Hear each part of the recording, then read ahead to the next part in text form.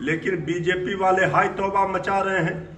इनको हर मुद्दे पर धर्म के चश्मे से ही सियासत करनी है, देखनी है। वो शिक्षा अधिकार अधिनियम के तहत जो बाध्यता है उसी के तहत की गई। अगर कुछ त्रुटियां होगी तो सरकार इस पर निर्णय करेगी, इसको बदला जाएगा। शिक्षा में सुधार के नाम पर बिहार सरकार जो चाहे फैसला ले ले और उनके समर्थन वाले लोग सफाई देते फिरेंगे। मृत्युंजय तिवारी का बयान सुनिए, कह रहे हैं कि बीजेपी के लोग हाय तौबा मचा रहे हैं। हिंदुओं के लिए अलग और मुसलमानों के लिए अलग छुट्टी की व्यवस्था की गई है।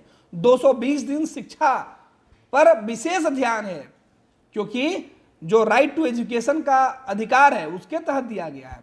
साहब, छुट्टी का अधिकार सबको है, लेकिन हिंदुओं के त्योहारों के साथ ही इतना मजाक क्यों किया जा रहा है? छुट्टी अगर दिया जा रहा है तो बाकी लोगों के साथ कटौती क्यों नहीं? हमारे जो त्योहार होते हैं उनके त्योहारों में कटौती, और आप सफाई दे रहे हैं।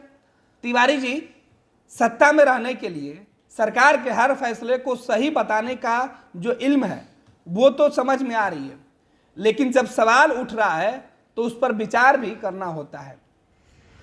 शिक्षा विभाग के द्वारा जो अवकाश तालिका 2024 वर्ष के लिए जारी की गई है वो शिक्षा अधिकार अधिनियम के तहत जो बाध्यता है उसी के तहत की गई है।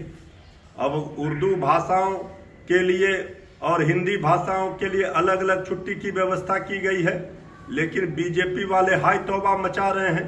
इनको हर मुद्दे पर धर्म के चश्मे से ही सियासत करनी है, देखनी है। और ये जो शिक्षा में सुधार और गुणवत्तापूर्ण शिक्षा की व्यवस्था के लिए नीतीश तेजस्वी की सरकार कृत संकल्पित है।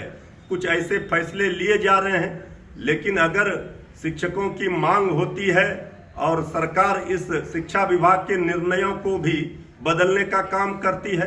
कई ऐसे शिक्षा विभाग के निर्णय हुए जिसको सरकार ने बदला है। अगर कुछ त्रुटियां होगी तो सरकार इस पर निर्णय करेगी, इसको बदला जाएगा।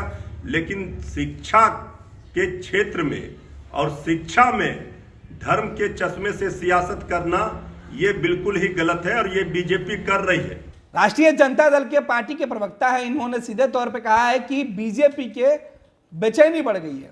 सरकार सुधार चाहती है, शिक्षकों के बीच इस फैसले से कोई असर नहीं पड़ने जा रहा है, लेकिन बीजेपी के नेताओं के ऊपर असर पड़ने जा रहा है। साहब, ना बीजेपी से जुड़ा यह मामला है और ना ही ये हिंदू और मुसलमानों से जुड़ा हुआ है। सवाल तो बस ये है कि क्या हिंदू धर्म की जो महिलाएं होती हैं, जो शिक्षिका होती हैं, जो छात्र होते हैं, जो छात्राएं होती हैं, वो त्यौहार नहीं करते हैं क्या? रक्षाबंधन उनके लिए जरूरी नहीं है क्या? तीज उनके लिए जरूरी नहीं है क्या?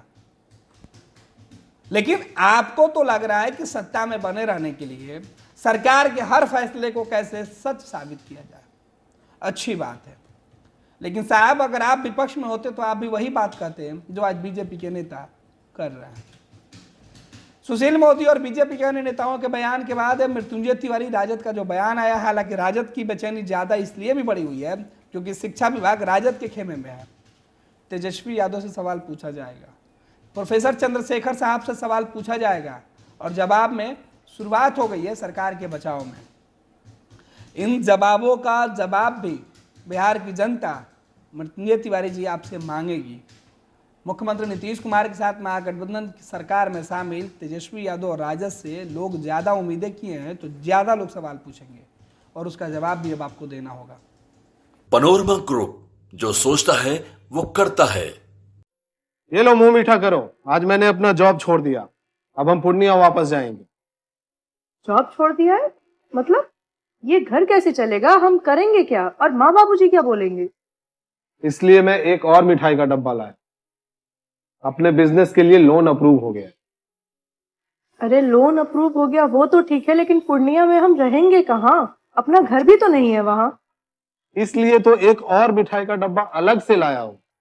हमने पूर्णिया में घर ले लिया है, पूर्णिया के ई होम्स पैनोरमा में। पूर्णिया में पैनोरमा ग्रुप लेकर आए हैं ई होम्स पैनोरमा। बड़ा घर, आलीशान जिंदगी और अत्याधुनिक सुविधाओं के संग। अरे अरे, अब क्यों मुंह मीठा करवा रही हो? क्योंकि हम घर वापसी जो कर रहे हैं। घर वापसी की खुशी पूर्णिया में ई होम्स पैनोरमा के संग। ई Homes Panorama, luxurious lifestyle redefined.